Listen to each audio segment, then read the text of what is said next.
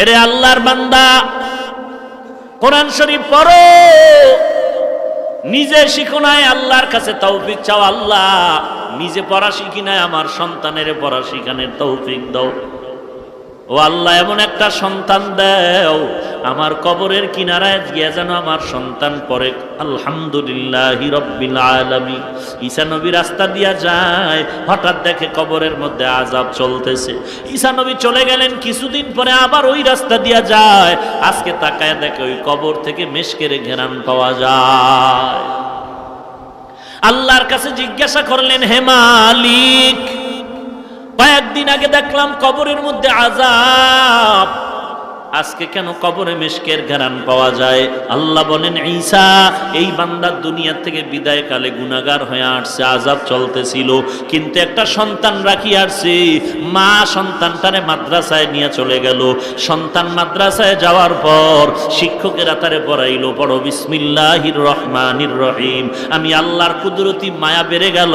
আমি আল্লাহ ফেরেশতাদের ডাক দিয়া বললাম, এরে ফেরেশতারা তাকায় দেখ, এই নাবালেগ সন্তান বলে আমি আল্লাহ নাকি বড় রহমান, আমি আল্লাহ নাকি বড় রহিম, আমার মতো নাকি বড় দয়াময় আর কেউ নাই, আমার মতো বড় মায়াময় আর কেউ নাই।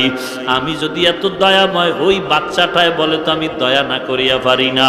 ওর আত্মীয় স্বজনের ঘুরিয়া দেখ, যারা কবরে আছে সব কবর জান্নাত বানায়া দাও।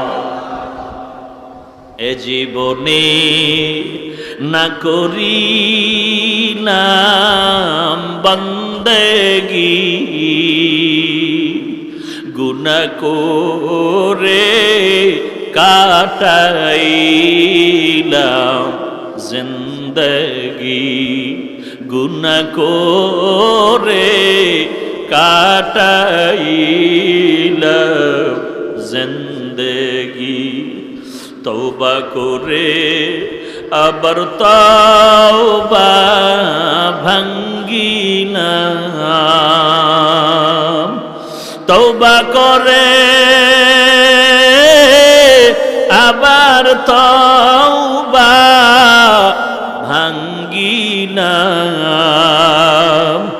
অবশেষে খাঁটি তওবা করিলাম, অবশেষে খাঁটি তওবা করিলাম।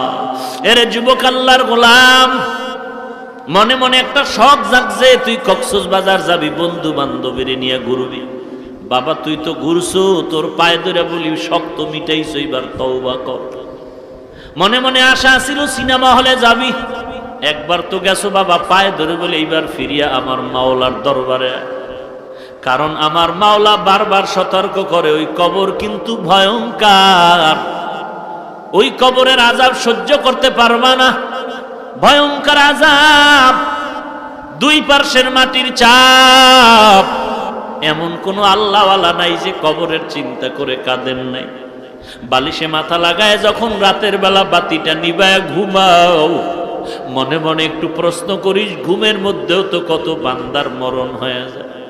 সকালবেলা যদি আমারে মা আইসা ডাকে আর বলে, বাবা ওঠ আর ঘুমাইও না, আইসা যদি দেখে পুরা বডিটা শক্ত হয়ে গেছে আর পুরা বরফের মতো বডিটা ঠান্ডা, মা চিল্লায় বলবে, তোরা কে আছো, আয়, আমার সন্তান দুনিয়াতে আর জিন্দা নাই। বাবায় কাঁদবে, মা কাঁদবে, তোর কোনো আওয়াজ হবে না। ওদিকে কেউ যাবে ইমামের খবর দিতে, হুজুর কোথাও যাবেন না, আমার সন্তানের জানাজাটা পড়ানো লাগবে। কেউ যাবে বাঁশ কাটার জন্য, বাঁশ বাগানে কবর খনন করার জন্য।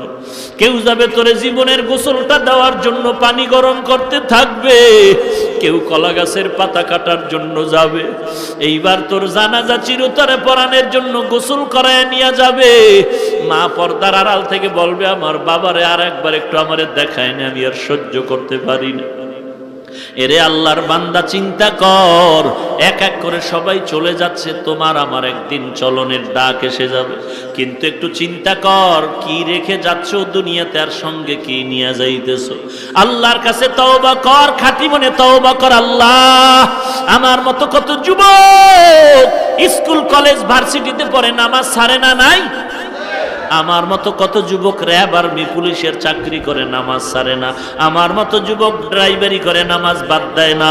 আমার মতো যুবক কোটি টাকার ব্যবসা করে, এক টাকাও হারাম খায় না।